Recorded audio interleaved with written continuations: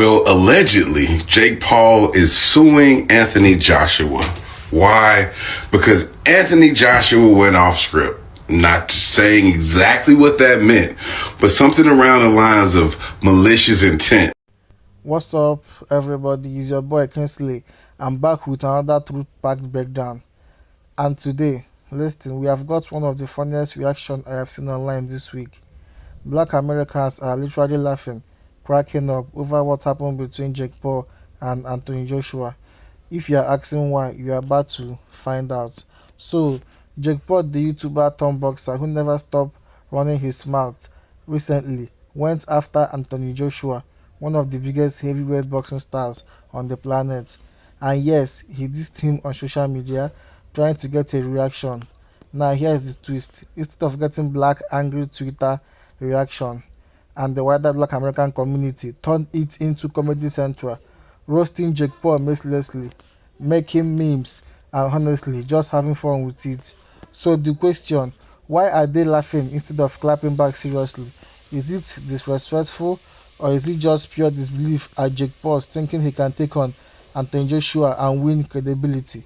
Make sure you watch till the end because we are breaking it all down, and I will tell you whether Jake Paul should even dream of facing Anthony Joshua again. So allegedly Jake Paul was talking about suing Anthony Joshua. And the reason has everybody side-eyeing this whole situation. From what's being said, Jake is claiming Anthony Joshua went off script. And when I say off script, I mean, there was supposedly a no knockout clause, or at least very specific fight rules, and Joshua hitting Jake so hard that his jaw got dislocated in 2 places was not part of that agreement. Jake's basically saying that Punch crossed the line from just boxing into what he's calling malicious intent. Now here's where it gets messy. If Jake is really saying this fight was supposed to follow a script, then what does that say about the event, the Vegas crowd, the betting money, all of that? Because that opens up a whole different conversation nobody wants to touch. He's allegedly claiming Anthony Joshua could be on the hook for something like $20 million for violating the rules and going beyond what was agreed upon. But let's be real for a second. This is boxing. People get hit. Jaws get broken. That's literally the risk you take stepping into the ring. We were all entertained, Jake. That's the game. Sometimes you win. Sometimes you lose. Sometimes you get hit harder than you expected, and then you heal up and fight again. So I am not into boxing like that, but I have sparingly kept up with Jake Paul's career in boxing based off of people's commentary. And I did watch the Mike Tyson fight, which was so underwhelming. So underwhelming. When I tell you the main event should have been those 2 women who fought, and I'm mad that I cannot remember their names, but they were in that ring throwing hands. And I was like, oh my gosh, this should have been the main event. So when I found out that Netflix was advertising that he was fighting another boxer, I wasn't really interested. But a quick Google search, when I figured out who he was fighting with, Anthony Joshua, told me that Jake Paul was going to lose. That Anthony was going to beat his ass. And beat his ass did he do. Because not only is Anthony Joshua a 2-time heavyweight world champion, but he's also an Olympian, and he's 36. And based off the commentary that I have seen of people who talk about Jake Paul and him being a part of the boxing world, they always make mention that he fights people who are way older than him, years older than him. Jake Paul is 28. Anthony Joshua 36. That's a difference, but it's not a huge difference. It's not a ginormous age gap like that. And so I said, oh, you about to get beat up because you're not fighting somebody's grandfather. You're fighting their older brother or an uncle. Okay. And every reel, every playback, every still photo that I have seen has been of either Jake Paul looking scared or Anthony Joshua beating his ass. And I'm like, my God, on today, I just saw a People magazine article where they're saying that Anthony broke this man's jaw. And I was like, this had to be the moment where he broke his jaw. This has to be the moment where he cracked that man's jaw. And you can tell that Jake Paul's egotistical self really thought that he was going to put up either a decent fight against Anthony Joshua or he was going to actually win. Because in every still, like I said, he's either getting beat up, but he always has this look of like, oh my God, like somebody help me. Like, where is the nearest adult? Like, this was not the plan. Like, I think in real time, he was realizing that all his training wasn't good enough.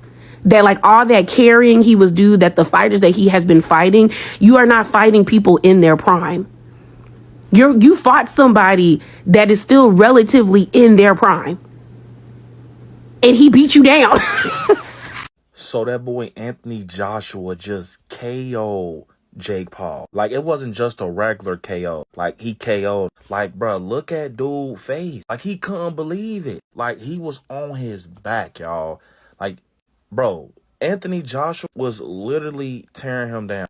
Jake Paul just said he now has a broken jaw. And then what was this? Like, why did Jake Paul keep falling? I mean, Jake Paul did say he was exhausted. If you watch this match, Jake Paul was like on his last leg. Like, he couldn't even move for real. He couldn't operate. Like, it was like his chest was getting tight. That type of tired. Like, he was just trying so hard. He was holding the ropes. But yeah, that boy Anthony Joshua took his jaw from him. Like, it's one of them. It's swole. Jake Paul, bro, I think this was the one. I think this the one where you need to go back to just content, bro. Boxing is one of them sports that you can't be playing in that sport. Like, this was the one. And people said that one day this was gonna happen. I think this was the one, bro. Like, you can tell that Jake Paul's like, oh, nah, this real. This sport really is a thing. Time about, yeah, I've been boxing 6 years straight. I'm gonna just take a break till I get to my next match. No, I think you should just wrap it up, Cole. Because this one could have ended bad. Like, dude was throwing, bruh, haymakers, like Joe Frazier type of haymakers, bro. Like, look at his face, bro. When he threw this one right here, this was the aftermath. Like, bruh, dude, bruh, he really did Jake Paul bad. I'm not gonna lie. To the point, Logan Paul was trying to come for him and Anthony Joshua's team. Because obviously, Logan Paul and Jake Paul are brothers, so he felt some type of way. But yeah, his brother, boy, just got dead bad. Imagine just outside the ropes, just watching it happen to your brother. Like, this was like on some movie Creed type of stuff. Like, this is a crazy way to go into Christmas. Like, he literally couldn't stand up to the point he just kept like tackling him just so he can get his breath back on track and his breathing. Yeah, I'm not gonna lie. Jake Paul said it is true though. Like, you should have had better cardio, bro. If you ever feel stupid, just know there are people out there who genuinely thought Jake Paul would beat Anthony Joshua. in a boxing match. Kalshi was extremely generous and gave Jake Paul a 13% chance to win, so you could at least win some money. When the inevitable happened, The man is 6'6", fights at about 240 pounds, and is arguably a top 3 heavyweight fighter in the world right now. And you really thought Jake Paul would beat him? a YouTuber, a Disney star. The problem child. Respect to Jake Paul. He catches a lot of shit for fighting old fighters. But this time around, there was no old man in the ring with him. There was only a 6'6", young, In their prime boxer. throwing haymakers at him. Let me tell you something. When you're a white man, all you have to do is try. All you have to do is just try. And you'll get opportunities for failing just because people saw that you tried. And the reason that I bring this up is the Jake Paul Anthony Joshua fight. Okay, my dad has on the fight. It happened yesterday, but we were watching it today. I'm watching like 3 rounds. Jake Paul's clearly struggling. He's out of breath. Conditioning didn't do nothing, okay? He's constantly grabbing on to Anthony Joshua to try to get some time away from the hits. It's a terrible fight. It's bad. But Anthony Joshua, he's barely breaking a sweat. Okay, he's not out of breath. He's chilling. He clearly came there to collect his check. And when he got fed up enough, that's when he chose to knock him out. We now know that Joshua hit Jake so hard that he broke his jaw in 2 different places. He had to get metal plates put in his mouth and he had multiple teeth replaced. The fight was so bad that the boxing commissioner has banned Jake Paul from fighting for the next 2 months. But when I'm listening to the live commentary that happened right after he won, I'm listening and they're saying, well, we have to give credit to Jake for even lasting 6 rounds with such a good fighter. Why do you have to give him credit? Like, you admitted as the commentators that this was a terrible fight. So why would we be giving him credit? I'm confused. I mean, I'm not confused, but you know what I'm saying.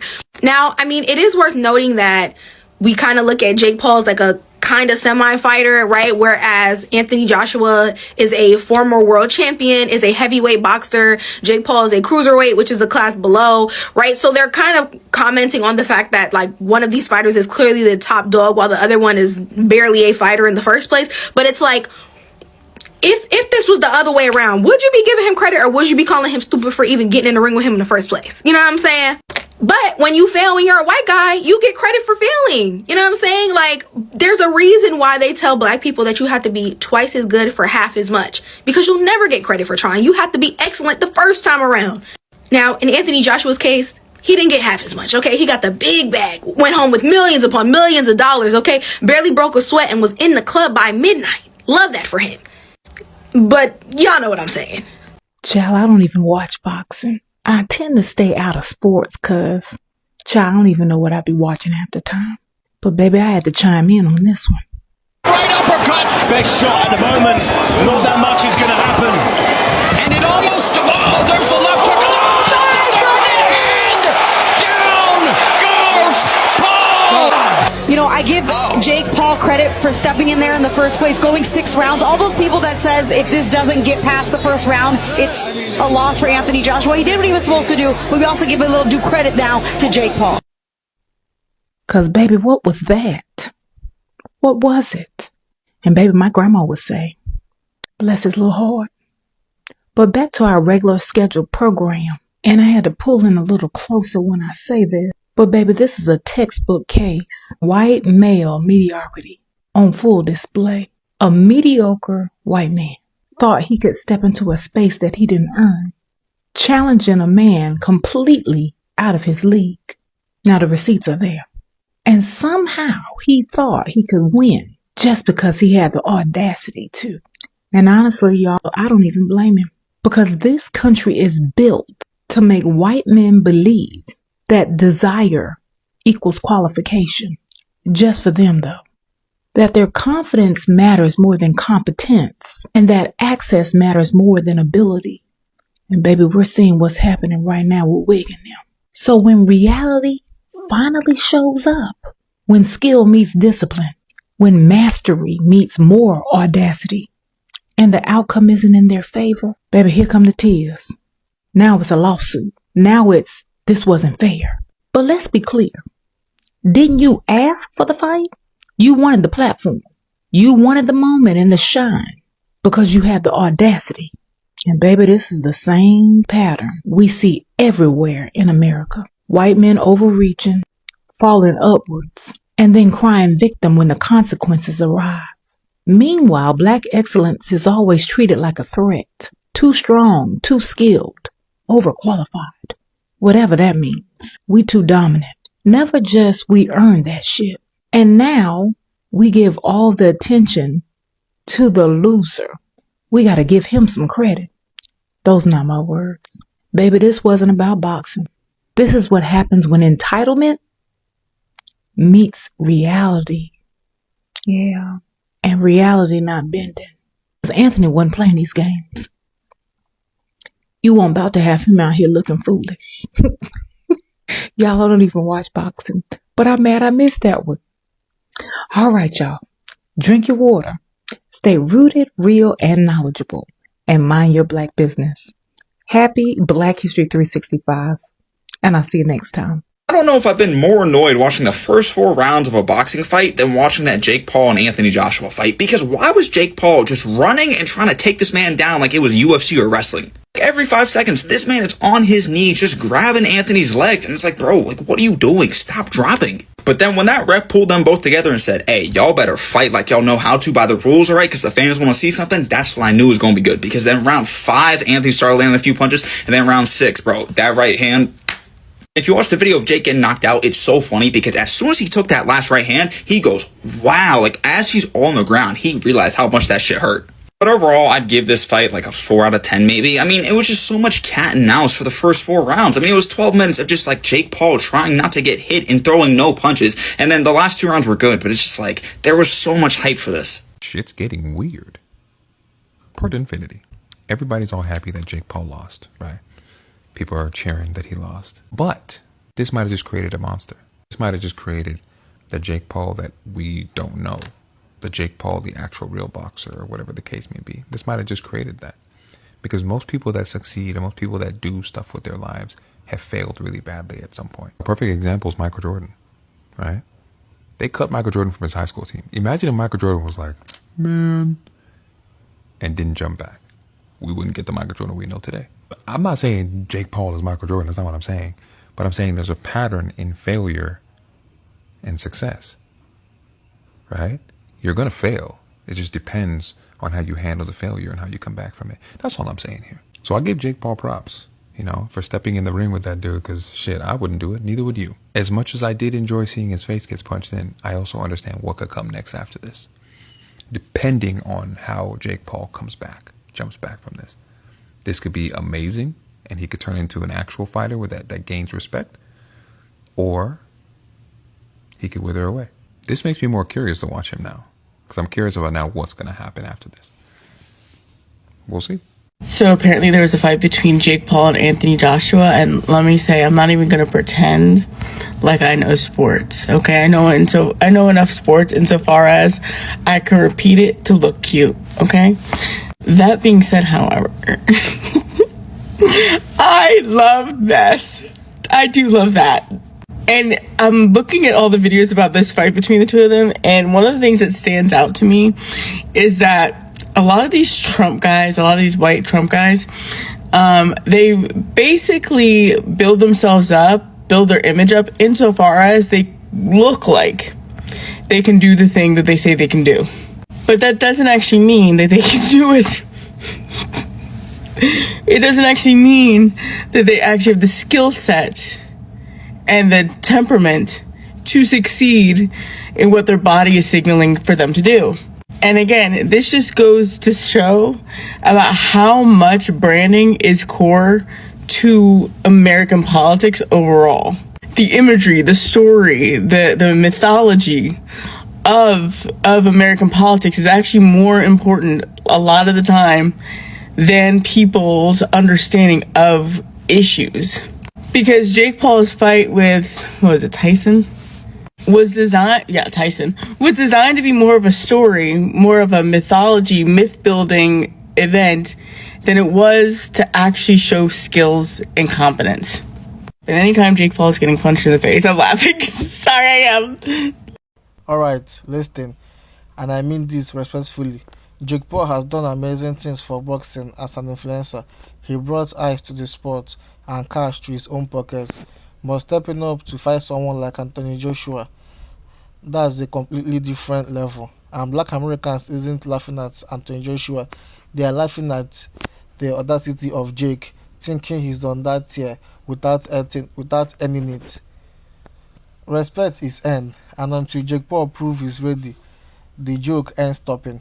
If you enjoyed this breakdown, smash that like button and hit the subscribe. Comment if you are Team AJ. Until next time, peace.